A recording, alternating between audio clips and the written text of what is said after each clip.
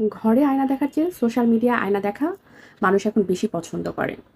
Social মিডিয়ায় আজকে আমাদের সমাজের আসল চেহারাটা কেমন আয়নার মতো সামনে এনে দাঁড় করাচ্ছে।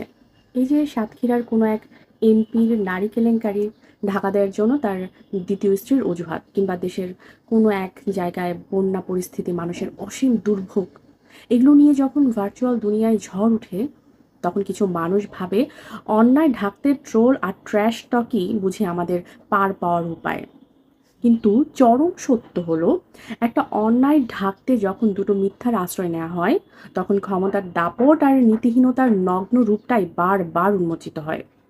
সমস্যার গভীরে না গিয়ে উল্টো তা নিয়ে হাসাহাসি আর দায় এড়ানোর এই সংস্কৃতি আজ সামাজিক অবক্ষয়কে দিন দিন আরো বহু গুণে বাড়িয়ে দিচ্ছে। তাই আমার এই বহুমুখী সাজ।